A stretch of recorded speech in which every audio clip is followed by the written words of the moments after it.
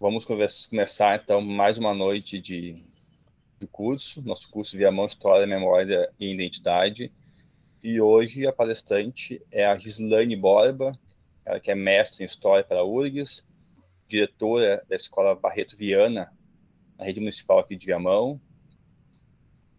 É autora da pesquisa A Presença Negra em Viamão, Escravidão e Liberdade nas últimas décadas do século XIX, e do livro recém-lançado, um belíssimo livro, Discursos de Liberdade, o Partido Liberal e o Abolicionismo em Porto Alegre, de 1870 a 1888. E eu já convido todos a prestigiarem, né, a adquirir esse belo livro da Gislaine. Gislaine, estamos ansiosos pela tua palestra, sinta-se à vontade para iniciar. Certo, Michel, obrigada. Quero agradecer primeiro, né, o convite, então, para participar desse curso. Como o Michel falou, ano passado eu fui aluna do curso, né, adorei, e aí comecei a participar desse grupo de estudos, né, junto com o Michel, o Alexander, o Walter. Então, veio esse convite para esse ano ser uma das palestrantes. É uma alegria para mim poder falar, né, sobre a cidade que eu cresci. Não sou viamonense, mas sou viamonense de coração, e a cidade que eu trabalho e que eu fiz a minha vida, enfim, né? Então, esse trabalho ele vai tratar da presença negra em Viamão nas últimas décadas do século XIX, então de 1880 a 1900. Então, primeiro tema que eu trago para vocês é por que pesquisar a história dos negros em Viamão e nas últimas décadas do século XIX. Né? Então, quando eu comecei a fazer a faculdade de História, né, sempre a história dos negros foi o que mais se destacou para mim, e eu acreditava naquele período que é o que teria mais importância. E como professora, né, já da rede municipal, eu sempre senti falta de trabalhos que falassem sobre os negros na cidade. A gente encontrava ali muita bibliografia falando sobre a história açoriana. E eu queria saber, como professora e pesquisadora, onde estavam os negros da história, né? E ali na faculdade, nos anos 2000, eu via trabalho de diversas áreas, diversas cidades, sobre a questão da escravidão em Porto Alegre, São Paulo, Rio de Janeiro, cidade do interior, e via pouca coisa para a cidade de Viamão, né? Então, foi um dos motivos. Então, o que me levou a pesquisar sobre essa questão dos negros? Né? Questionar a política de invisibilidade da população negra no Brasil, que ali nos anos 2000 a maioria dos pesquisadores, né, questionavam isso. Por que em certo momento os negros desapareciam da história? Conhecer a importância dos negros para a construção da cidade, né? Não apenas como mão de obra, mas como protagonistas da história. Século XVIII, né, século XIX, muito se tratava os negros apenas como escravizados e não se via neles, né, protagonistas da história, agentes, né, de luta, de resistência. Então, também era um dos questionamentos que eu fazia no período da pesquisa. Contrapor a uma predominância da bibliografia local voltada para a exaltação da cultura açoriana e elites econômicas e políticas da cidade de Viamão. E um dos últimos questionamentos, então, uma das últimas questões, era contribuir para a construção de novas temáticas sobre esse tema tão relevante nos dias atuais. Essa pesquisa eu iniciei, então, em 2006 e concluí ela, né, em 2008, finalizando o meu TCC da licenciatura em História. E de lá para cá, bacana de ver que houve alguns avanços, né, de alguns estudos, como o trabalho do Alexander, que vocês verão depois, de outras pessoas que vêm na temática da história dos negros, né, tão relevante para a história de qualquer cidade brasileira. porque Viamão, naquele contexto, não era diferente de Porto Alegre, de São Paulo, do Rio, das grandes capitais, como a gente vai ver mais adiante através dos dados, né? E ainda vejo, né, como essa semana aí, que ontem comemoramos o aniversário de Viamão, em muitos discursos ainda, a exaltação desses colonizadores açorianos, e pouco se fala da população negra, né? E acredito que a história, a construção da história, a reconstrução, né, seja papel de cada historiador do seu tempo. Então, no período que eu fiz a pesquisa, na minha opinião, era mais do que uma simples pesquisa, mas o meu dever, né, como moradora da cidade, conhecendo a bibliografia que tratava sobre o tema, abordar a temática do negro. Vamos ver se eu vou conseguir passar. Então, deixa eu ver se eu não pulei. Não. Trouxe para vocês, então, um pouquinho, né, sobre o contexto histórico de Viamão ali em finais do século XIX. O que era Viamão naquele período de 1880? Então, uma das primeiras questões importantes que a gente até tratou um pouquinho ontem lá na palestra do Fábio, em 1880, né, Viamão é elevada à vila e é instalada a Câmara da Vila de Viamão. Então, em 1881, há uma divisão na vila em 3 distritos. O primeiro distrito, então, é a divisa ali da vila, né, onde é o centro de Viamão hoje, até a divisa com Porto Alegre, seria essa região ali da Lomba do Sabão, mais ou menos. O segundo distrito, que é o distrito de Belém, divisa com as águas da Lagoa dos Patos e Rio Guaíba, que seria aquela região lá de Itapuã. E o terceiro distrito, de Boa Vista, que seria a divisa Conceição do Arroio, que é Osório hoje, né, Santo Antônio da Patrulha, e a Aldeia dos Anjos de Gravataí, que hoje é a atual Gravataí. A economia de Viamão, naquele período, né, de 1880, pensem se hoje, né, Viamão é uma cidade ainda com uma predominância no mundo rural, pense em 1880, que era a cidade, né? Então, era uma economia baseada na agricultura, principalmente baseada na exportação de farinha de mandioca. E esses dados, né, eles foram obtidos, então, através da pesquisa nos livros de balancete da cidade. Ou seja, praticamente a mão de obra utilizada nesse período, né, era para essa produção de farinha de mandioca, ou trabalho em pequenos sítios, enfim. A população, então, no século XIX. Trago para vocês também alguns dados, né, obtidos através do censo.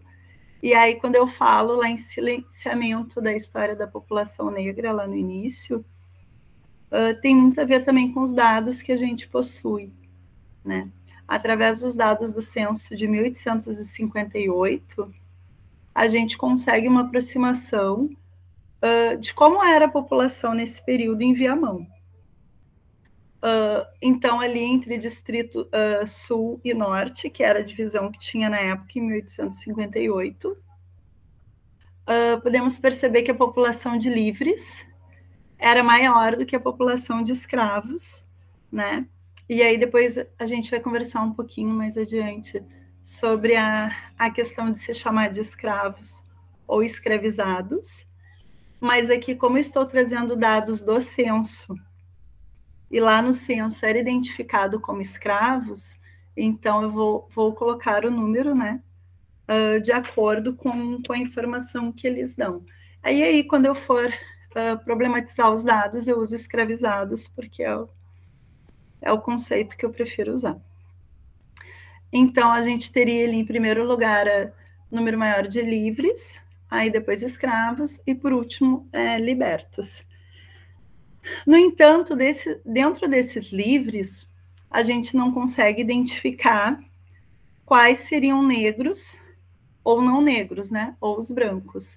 Ali dentro desses livres pode ter população indígena, pode ter população negra. Então, não necessariamente nesse período, livres seria sinônimo de brancos, né? Os escravos, né? Com certeza vamos identificar como os negros, assim como os libertos. Então, 63% da população em 1858 era de livres, 3% de libertos e 30% de escravizados. Nesse mesmo período, então, a população de Porto Alegre, 27% era escravizada. Por que eu trago esse comparativo para vocês com Porto Alegre? Porque Porto Alegre era capital, era o centro urbano, né, o maior centro urbano que tinha no Rio Grande do Sul no período. Embora tivesse muita área rural, como ainda hoje existe, né, em Porto Alegre. Então, para vocês verem como era importante para esse período que a gente estuda, compreender que a utilização da mão de obra de escravizados era importante em todas as regiões do país, né? Visto o número. Michel, se alguém tiver alguma dúvida enquanto eu for falando, pode chamar, tá? Não tem problema. Eu não sei se tiver alguma dúvida quanto aos dados. Então, o que nós tínhamos, né? Vocês podem ver que essa população de escravizados não era tão grande assim, mas de qualquer forma, 30% da população é um número relevante. Mais adiante a gente vai descobrir, então, como que eram utilizados, né? Em que funções essa população negra escravizada trabalhava. Em 1872, então, os dados do censo já não trazem mais essa divisão entre escravizados, entre livres e libertos. Então, só vai trazer o número de habitantes, né? Já sobe para 8.295 e 885 casas em Viamão em 1872. Eu acho interessante também para conhecer um pouquinho desse período, para ter uma ideia do tamanho da cidade, né? Embora tivesse pequenos núcleos urbanos, ainda era uma população pequena e com poucas casas.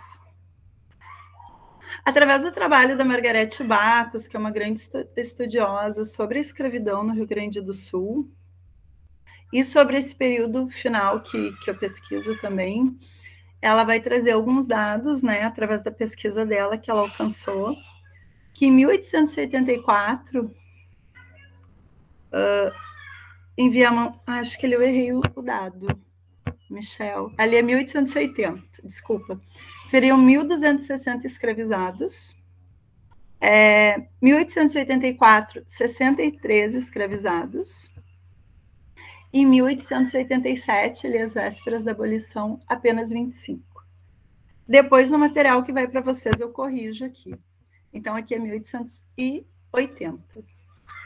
Por que há um decréscimo, né, tão grande em 4 anos da população escravizada em Viamão, assim como em todo o Rio Grande do Sul? A gente vai chamar sobre a questão da abolição antecipada e o tráfico interprovincial. O que é a questão da abolição antecipada? Se abre uma brecha na legislação da concessão de liberdades, que se chama de alforria, de cláusulas com prestação de serviço. Então, eu concedo a liberdade para o meu escravizado, desde que ele trabalhe mais 5 anos, né, para mim, nas mesmas condições violentas da escravidão, e após esse período, né, se ele sobreviver, ele é considerado livre. E aí a gente vai ver mais adiante ali as cláusulas, né? Vai ter cláusulas de prestar 3 anos de serviço, vai ter cláusulas de prestar 7 anos, 10 anos, ou enquanto o senhor for vivo, ou depois que os filhos do senhor crescerem. Então, são diversas cláusulas que, no final das contas, as relações escravistas permaneciam o mesmo, mas no papel é como se já não existissem mais escravos, né? O meu escravo é liberto, mas ele vai ter que trabalhar para mim por 10 anos. Ele alcançou a liberdade? Não, né? Então era uma jogada dos senhores. Aí nisso, Rio Grande do Sul, Amazonas e Ceará foram os 3 estados que se utilizaram dessa cláusula de prestação de serviços e que tem para si, né, como foram os estados pioneiros na abolição. Mas não é verdade. Em 1888, quando da assinatura da Lei Áurea, muitos senhores do Rio Grande do Sul entraram na justiça porque, decorridos 4 anos, né, de 1874 a 1888, tinham escravos que ainda tinham mais 3 anos de serviços para prestar, mais 6 anos, dependendo da cláusula que o senhor colocou. E claro que todos perderam, né, porque no fim das contas, o que valia na Lei Áurea, né, que a partir daquele momento, é a única cláusula, aliás, da Lei Áurea, né, que a partir daquele momento não haveria mais escravidão no Brasil, então não poderia mais ter ninguém escravizado. Tá? Muitos senhores, né, além da cláusula, a liberdade com a cláusula de prestação de serviços, optaram pelo tráfico intraprovincial. O que isso significa? Muitos senhores cientes de que a escravidão estava chegando ao fim, começaram a vender, né, os escravizados para outras regiões do país em que a cláusula de prestação de serviços não estava valendo ainda. Então, saíram muitos escravizados daqui para São Paulo, enfim, para outras regiões. E essa venda de escravos, então, né, de escravizados dentro do Brasil, se chamou de tráfico interprovincial, né, principalmente para São Paulo, assim. Para o Sudeste cafeeiro, foram muitos escravizados daqui para lá. Em 1887, então, ali, quando ela traz esse dado que só havia 25 escravizados ainda, em Viamão, muito tem a ver, então, com essa abolição, cláusula de prestação de serviço. Porque, se fosse ver, provavelmente aqueles 1.260 escravizados lá de 1888, eles continuavam trabalhando para os mesmos senhores, sem direito à liberdade. E ainda podemos ver, até hoje, né, no interior, muitas famílias que criaram alguém como se fosse da família, mas que a pessoa trabalha na casa, trabalha na roça, sem direito a salário, e que vive ali como se fosse da família, mas que não estudou, não pode ter uma profissão, ficou ajudando, né? A mãe deu para ajudar aquelas pessoas bondosas que acolheram aquela criança desde pequenininha. Então, falar, né, nessa redução, assim, é algo que tem que ser muito bem problematizado. O censo de 1890, né, mostra que Viamão tinha 9.319 habitantes. Esse censo aqui, ele já vai trazer uma divisão por gênero, né, entre homens e mulheres, mas também não vai dizer quais eram negros, brancos, indígenas, enfim. E o censo de 1900 também traz essa divisão. O censo de 1900 vai trazer outros dados, que é bem interessante, assim. Eles estão todos disponíveis no site da FEE, que é a Fundação de Economia e Estatísticas do Estado. Então, vocês podem, quem tiver interesse em ver, né, até de outros períodos, estão lá também. Sigo ou alguma dúvida até aqui? Sigo. Olha, tem uma mãozinha. Pode falar. A minha dúvida é assim, Gisele, tu falou do censo, né, de 1880, tinha 1.260 escravizados, depois Sim. de 84, 63. Nesse censo, tu tem o total de tanto escravizados, ou brancos, ou livres? Walter, esses dados que eu peguei aqui para 1880 e 1884, esse, na verdade, foi através da bibliografia. No livro Abolicionismo no Rio Grande do Sul, Abolicionismo RS, a Margarete Bacos, ela faz uma contagem cruzando fontes, principalmente da imprensa, de quanto que vai reduzindo. Então, esses dados, provavelmente, eles são aproximados, não é nada assim muito...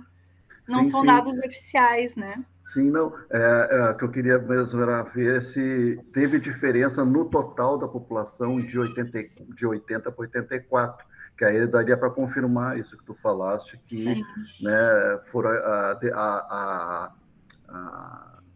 a diminuição foi devido a essa falsa abolição que teve, né?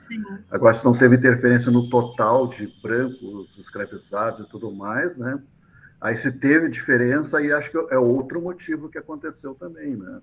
Sim. O que a gente tem que pensar também é que a população também, né, cresceu, e também havia essa movimentação. Não necessariamente os escravos, né, os escravizados, que ganharam uma alforria sem ônus, ou que compraram a sua liberdade, eles iam ficar no mesmo território, né? Também tem isso, esse movimento. Infelizmente, da década de 80 não tem censo. Vai ter esse de 1872 e o próximo de 1890. Então, a gente nota também o crescimento populacional. Não tem muito como saber, mas é uma questão bem importante mesmo, essa que tu traz, né? Obrigado. Ali falando, então, quando eu contextualizei um pouquinho Viamão, né? Eu trouxe um comparativo entre o total de impostos arrecadados com a questão dos escravos e com a produção da farinha de mandioca. Por que eu fiz essa comparação? Porque nesse período os escravizados eles eram vistos, né, como um patrimônio, como um bem. E da onde que vinha, né, esses impostos? Eles eram pagos, né, sobre os escravos, sempre da venda, da compra, assim como a farinha de mandioca, que era produto de exportação.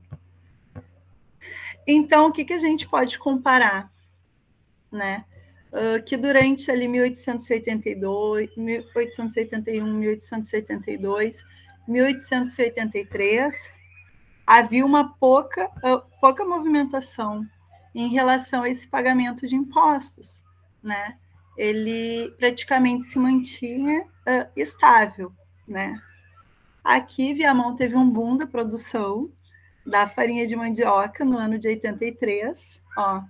E vocês podem ver que mesmo que pouco, né, 2,3% da renda em 82 era de impostos sobre escravizados, e em 83, 5,4%. Teve um pequeno aumento, não muito, porque aumentou a produção da farinha de mandioca. Então, provavelmente, esses senhores, proprietários, tafonas, né, Walter, que se chama, para a produção da farinha. Sim, atafonas, né? Atafonas. Necessitavam de um pouquinho mais de mão de obra, né? Então, nesse período, a gente pode perceber um aumento, né, nos impostos arrecadados da farinha e sobre os escravizados. E aqui, pessoal, em 84, lembra quando eu falei ali atrás sobre o tráfico interprovincial e a sensação de que a escravidão realmente estava chegando ao fim? Olha a quantidade de impostos arrecadados no município com a questão de compra e venda e alforria de escravizados, né, a movimentação, e olha a produção da farinha de mandioca no município nesse período. Ou seja, alguma coisa estava acontecendo, né, na vila de Viamão, assim como em outras localidades nesse período, em que afetou a produção da exportação da farinha de mandioca. né? E esse dado aqui é muito relevante para esse período. Já no período seguinte, né, essa movimentação, então, entre compra e venda e alforria é muito pequena, porque praticamente aqui, como a gente viu lá no outro dado, já havia muito poucos escravizados, né, de forma oficial, mas a prática a gente sabe que era diferente, voltando a produção, então, da farinha de mandioca a aumentar.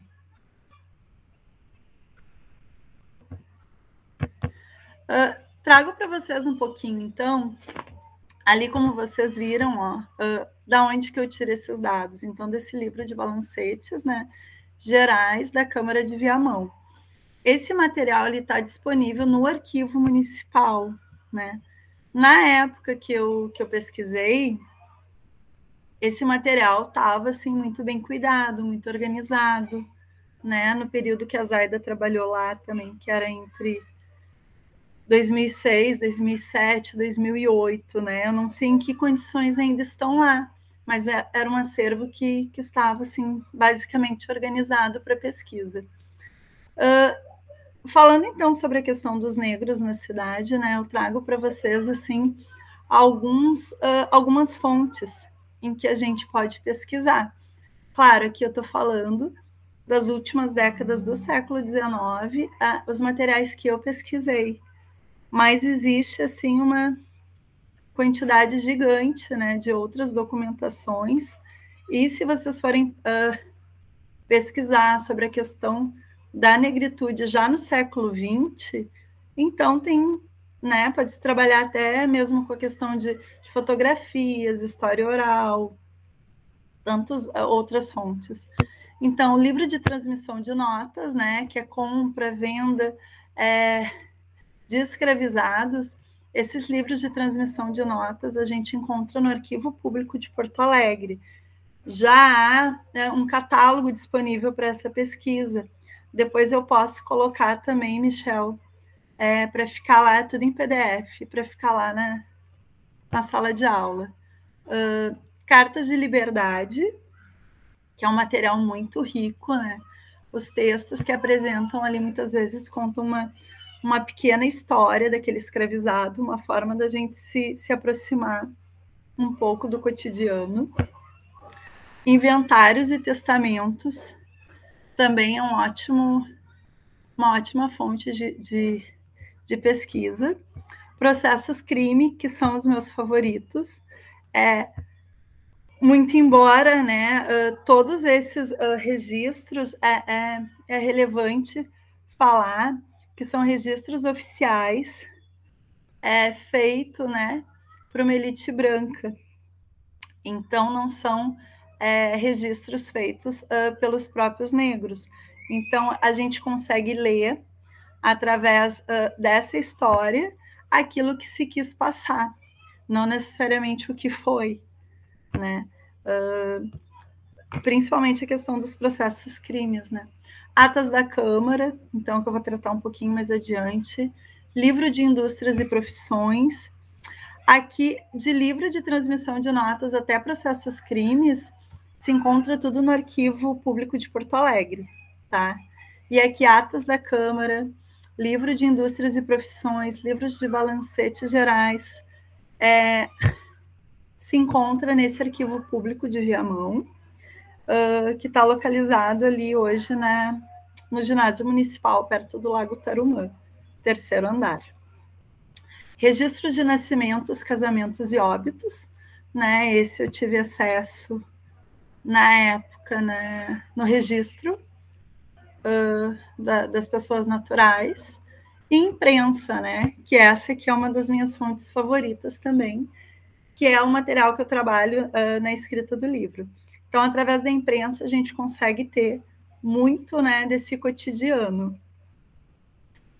No entanto, na imprensa, né, nos jornais que eu pesquisei, o negro, em geral, ele vai ser representado ou como vítima, alguém que estava sofrendo maus tratos, né, a violência do cativeiro, ou ele vai ser visto como um elemento suspeito e perigoso, daí através de crimes ou de coisas que ele cometeu. Então, sempre é uma... Ou como patrimônio, né? Através ali de anúncios também de compra e venda de escravizados que a gente encontra nos jornais. Então, aqui, através, então, da análise dessas fontes primárias, né, a minha ideia é trazer para vocês mostrar um pouquinho o protagonismo da população negra. O que acontece? Quando eu comecei minha pesquisa sobre Viamão, lá em 2006, a minha ideia, né, era provar que existiam negros em Viamão no século XIX, desculpa. Porque até então tudo que eu lia, né, falava apenas dos açorianos. Então aqui eu trago, né, fui buscando assim onde estavam os negros na história. Mas agora tem muito ainda, né, para ser escrito, reler essas atas, olhar de outras formas as fontes, né? Eu trago aqui para vocês então uma das atas da Junta Municipal de Viamão no ano de 1887. A solicitação de isenção de impostos pelo liberto Antônio Joaquim Roque. A escrita, eu mantive a escrita original. De Antônio Joaquim Roque, liberto, no 2º distrito dessa vila, pedindo para dispensá-lo do imposto municipal, visto que, por incômodos de saúde, não pôde continuar no trabalho da dita fábrica. Juntou o documento. Essa fábrica que ele fala seria da produção de farinha de mandioca Atafona, né? Então, o que se pode deduzir a partir de um registro desse de solicitação de isenção de impostos, né? Joaquim Roque, né? Negro, liberto, é proprietário, né? Além dele ser liberto, e para ele estar pedindo isenção, ele deveria ter um terreno, um sítio, e ainda plantar, né, com condições de produzir, ou pelo menos comprar de produtores locais para o fabrico de farinha de mandioca.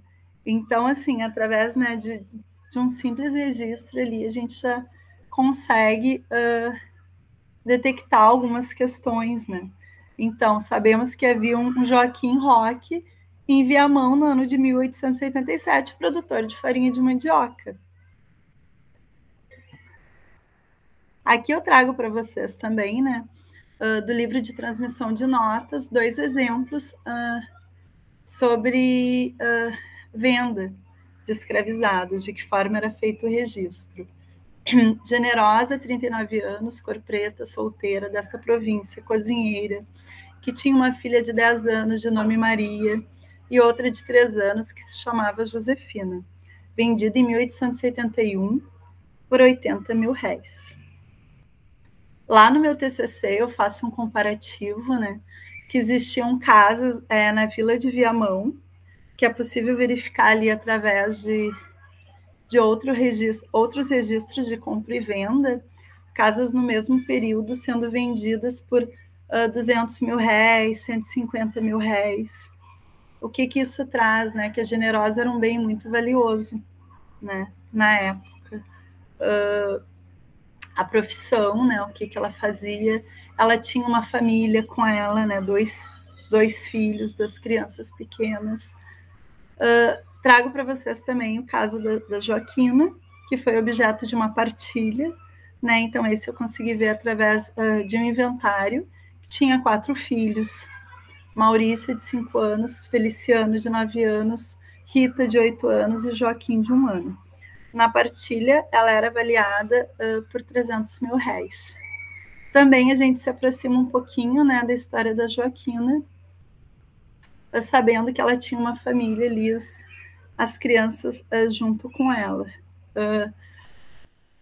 Trouxe também esses 2 casos relacionados aos filhos, né? Porque em 1871 a gente tem no Brasil a lei do ventre livre. Seria considerado livres todos os filhos de escravizadas após os 21 anos. né? Ou seja, quando da abolição da escravidão em 1888, nem os filhos da Generosa nem os filhos da Joaquina ainda teriam sido teria alcançado a lei, né? Então permaneciam escravizados, aliás. E provavelmente ali na casa, né, na família em que trabalhavam, embora crianças, já deveriam ter suas tarefas e cumprir, né, as vontades dos senhores. Também aqui a gente tem muita bibliografia falando, né, sobre os filhos legítimos, né, ou os filhos naturais. E aí muitos desses filhos, algumas vezes, eram filhos dos próprios senhores, né, ou dos filhos dos senhores. Então, seriam filhos naturais aqueles em que só se conhecia a mãe, em que comumente, né, no senso comum, se chamavam na época como se fossem bastardos, né? E os filhos legítimos seriam aqueles em que se conhecia o pai e a mãe. Então, no caso, os filhos da Generosa e Joaquina seriam filhos naturais. Esses trechos, daí eu tirei lá do arquivo público, então, livro de transmissão de notas. Nesse mesmo livro, então, né, através de escrituras, cartas de liberdade, escritura de doação, eu trago para vocês relacionadas à profissão, então, desses escravizados, que a gente consegue se aproximar um pouquinho e entender também a dinâmica de Viamão nesse período. Então, a gente vai achar aqui serviço da roça, cozinheira, trabalho campeiro, serviço doméstico, né? Lavrador, lavadeira, agricultor, carpidor, lavrador, enfim. A gente consegue perceber também uma divisão, né, das tarefas naquele período, os trabalhos destinados aos homens e às mulheres, né? Em geral, o serviço das mulheres era relacionado ao serviço doméstico. Aí aqui os dados eu trouxe só entre 1880 e 1883. Trago para vocês também as cartas de liberdade. Michel, controla meu tempo. Quando faltarem uns 5 minutinhos, tu me avisa. Tranquilo, fica à vontade. Tá. As cartas de liberdade, então, e aqui eu vou chamar da conquista da liberdade, e é uma temática muito importante. Por quê? Porque os escravizados que vieram da África para cá, de forma violenta, forçada, eles sempre tiveram, né, como ideal alcançar a liberdade, conquistar essa liberdade. E aí, no livro, né, eu trabalho um pouco isso, sobre os discursos desses homens brancos de elite, em que eles querem tomar para si as honras, né, dessa libertação lá em 1888, ou de cada alforria, né, que eles concediam todos os méritos para si. Mas, na verdade, estudando a história da escravidão no Brasil, a gente vai perceber que é uma história de luta, né? De luta, de resistência, diversos aspectos dessa população negra. Então, as cartas de liberdade a gente vai encontrar sem ônus ou condição, né? Registrada ali naquele documento em que o senhor, a senhora, concedia liberdade a seu escravizado, sem custo nenhum, ou sem cláusula de prestação nenhuma, ou seja, a partir daquele momento ele era considerado liberto. Com ônus, o que seria uma carta de liberdade com ônus? Aquela que o escravizado teria que pagar a sua liberdade, né? E aí a gente vai depois ver um pouquinho sobre os escravos de ganho, que eram os escravizados que, além de trabalhar para o senhor, eles trabalhavam em outras casas, ou em outros sítios, ou em outras fazendas, ou vendendo pequenas coisas para conseguir arrecadar o dinheiro para a sua liberdade ou de seus familiares ou amigos. E cartas de liberdade com condição de prestação de serviços, que é aquela que eu falei antes, que lá em 1880, 1884, libertaram, né, entre aspas, grande parte da população escravizada no Rio Grande do Sul. Eu gosto muito de trabalhar com as fontes primárias, então eu trago aqui para vocês um texto da época de uma carta de liberdade, e acho muito interessante para vocês verem assim, de que forma isso era apresentado.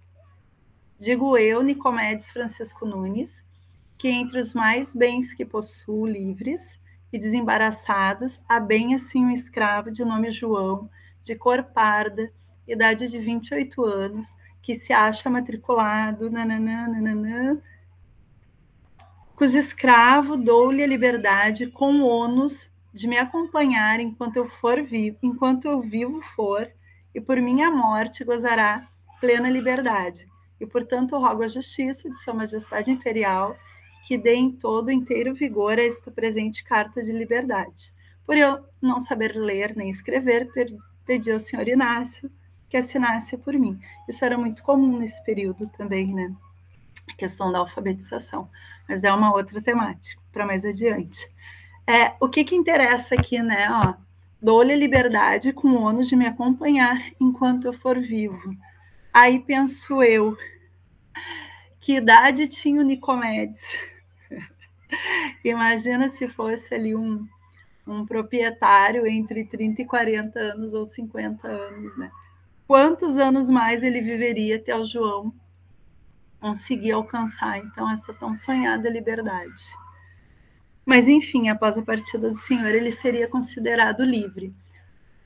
Tem muitos estudos que mostram, né, que para chegar a essa questão da carta de liberdade, existiam muitas estratégias desses escravizados, muita resistência, muita luta. Então, às vezes, aquele escravizado que parecia ser mais passivo, obediente, cumpria as regras do Senhor, na verdade, era uma forma de resistência dele, né, para conseguir alcançar a sua liberdade. E essas leis abolicionistas que foram sendo criadas ao longo do século XIX, elas também tinham esse papel pedagógico. Olha, tem a possibilidade de uma liberdade com concessão. Se você se comportar, andar na linha, pode ser que um dia você alcance a sua liberdade, né? Então, tinha esse sentido também. A gente não sabe ali, nunca vai conseguir saber, de que forma que o João conseguiu, a tal ponto, né, de convencer o Senhor a conceder a liberdade, mesmo que fosse após a sua morte. Mas, enfim, né, tem vários estudos mostrando isso. Então, o fato de não obter liberdade através de fuga, de luta armada, de violência, não quer dizer que ele não fosse protagonista da sua vida e da sua própria história. Muitas vezes o fato de ser resiliente e de seguir aquelas regras era uma das maiores formas de resistência que ele podia ter, né? Até mesmo pensando se tinha familiares, se não tinha, de como que era a situação naquela casa, naquela propriedade em que ele era escravizado. Então, aqui um pouquinho, né, falo sobre isso de novo, então, pela busca da liberdade, estratégias de resistência. Sempre vejo, né, e a maioria dos escritores, pesquisadores também, a liberdade do escravizado como uma conquista dele, do escravizado, e não uma simples doação do Senhor. O Alexander vai tratar um pouquinho depois com vocês, vai abordar a questão das irmandades, né, e comunidades de ajuda mútua, como isso era importante, fortalecia laços entre os escravizados. Tem um livro que foi publicado recentemente, do Wagner, sobre o Nazário, que ele vai mostrar a tentativa de uma insurreição em Gravataí, na região de Gravataí, com escravizados de diversas fazendas, que tinham um convívio entre si. Então, aí já quebra uma barreira da gente pensar naquele escravizado preso a uma determinada fazenda ou sítio, mas mostra uma circulação desses escravizados por diferentes territórios e redes, né, de convívios que eles possuíam e que a gente nem imagina. A importância dessas irmandades no sentido da arrecadação de valores para as compras de liberdade. Então, através de quermesses, através de doações, através dos próprios escravos de ganho. Então, muitas vezes se via aqueles escravizados que estavam em pior condições e que teriam prioridade na compra da sua liberdade, né? Ou até mesmo de mulheres grávidas, ou de famílias todas escravizadas, ou de pessoas já idosas e sem condições de trabalho. Então, essas irmandades, elas vão ter um fator primordial na vida desses escravizados. Quando eu analisei, então, as cartas de liberdade de Viamão, né, para o ano, Walter, e aí mais ou menos isso eu consigo verificar, mas não fazer um comparativo com a população da cidade. Entre 1880 e 1884, eu encontrei 208 registros de liberdade. Tá? Desses, então, 116 eram sem ônus ou condição, 53 cartas com ônus, ou seja, né, aqui aqui os escravizados tiveram que pagar pela sua liberdade, e não pensem que tinha desconto, né? Porque lá, como no caso da Generosa, que eu mostrei que foi 800 mil réis, muitas vezes o valor dessas cartas de liberdade com ônus era o valor aproximado de um escravizado, né? Então, era 800 mil réis, 900, 300 mil réis, dependendo do valor que o senhor iria comprar. E aí, 39 cartas com liberdades condicionais, ou seja, dessas com cláusula de prestações de serviço, né? Então, comparando, assim, a quantidade de cartas de liberdade sem ônus e condição, ou condição, e somando, né, as com ônus e liberdades condicionais, a gente vê que praticamente se igualam. Trouxe para vocês também uma outra fonte que eu gosto bastante de trabalhar, que é Processo Crime. E aqui eu trago um caso de Porto Alegre, não, desculpa, de Viamão, né? Um crime bem grave, assim. Mas por que eu trouxe esse caso? Porque assim como através da imprensa, né, os processos crimes também eles vão mostrar uma visão branca, né? E as testemunhas ali a gente vai ver, né, na sua maioria também homens brancos, né, falando sobre um suposto crime cometido por uma mulher negra. Então, segue, né, o que dizia o processo crime. Aqui eu peguei só o início do processo, eu não avancei muito nele.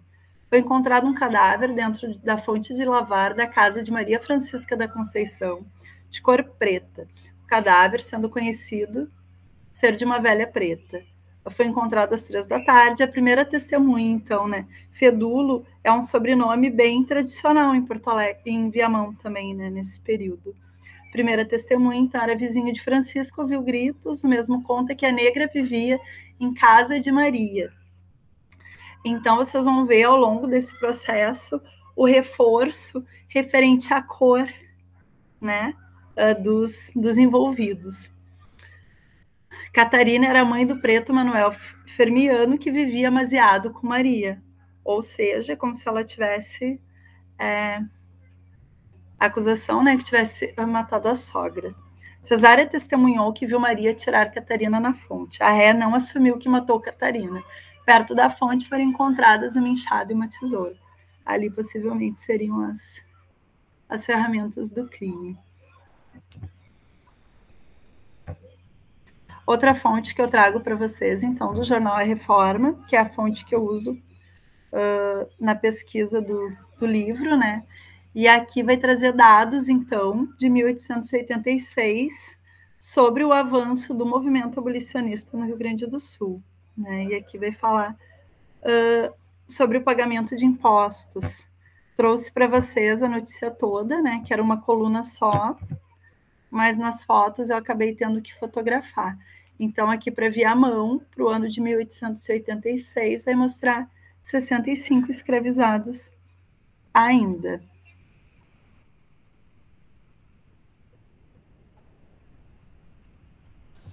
Gislaine? Oi? Tu tá fechando 1 hora, tá? Tá. Mas tranquilo, segue aí tua palestra. Não, já estou nas considerações finais. Só porque tu pediu para que avisasse, tá? Tá bom. Obrigada, Michel. Já estou nas considerações finais aqui. É a última. Eu trouxe essa questão da imprensa, né? Para ver que lá no meio, né, daquele cotidiano a gente consegue achar vários dados, assim. E para 1886 vai trazer esse dado, né, que Viamão no período ali tinha ainda 65 escravos. E aí, né, com mais tempo, pode fazer um comparativo com outras cidades da época, cidades aqui da região, as cidades de menor porte. Enfim, é uma fonte que dá bastante pano para manga. Então, as considerações finais, então, né? Impossível falar sobre Viamão e não demonstrar a relevância da população negra, né? E aí, pensando nos dados lá do período que eu pesquiso e os dados de hoje, né? Quantidade de fontes disponíveis para escrever e reescrever a história do negro no município. Então, né, trazendo novamente que estas foram as fontes que naquele período eu achei interessante de pesquisar, mas hoje elas podem ser revistas e tantas outras fontes que tem, assim, que podem ser trabalhadas, né? Vejo também a urgência em conhecer e expandir os estudos sobre a população negra na formação da cidade, demonstrando a sua relevância, né, para a reconstrução dessa história local, que isso entre para os livros oficiais, né, e para as histórias oficiais. E, por fim, né, a importância do papel da história e da educação para o debate e o combate do racismo estrutural, que é um dos principais focos, assim, como pesquisadora, perceber de que forma isso pode comparecer lá na escola, na sala de aula, de que forma pode ajudar. E aqui eu estou me lembrando de uma amiga, né, agora para a semana do aniversário de Viamão, perguntando, me mandou mensagem, né? Gislaine, eu tenho que trabalhar as questões históricas do município, pontos turísticos, o que eu posso trabalhar que tem a ver com a população negra, né? E aí eu falei para ela, Priscila, tudo, qualquer questão, né? Qualquer ponto que tu pegar de Viamão, a questão da construção da igreja, do farol, de qualquer aspecto da cidade, tu pode ter certeza que vai ter a contribuição do negro ali, embora isso não fique tão especificado e tão dito, né? Mas acho que é um dos principais fatores assim que me leva a pesquisar sobre essa temática é o combate ao racismo, né? Mostrar a relevância realmente dos negros na cidade. Acho que é isso, Michel, agradeço a paciência de vocês, né? Mas é uma temática bem apaixonante. Teria tantas outras coisas para falar, mas fui cuidando do horário também. E fico à disposição. Gislaine, nós é que lhe agradecemos. Muito obrigado pela sua palestra. Excelente, parabéns.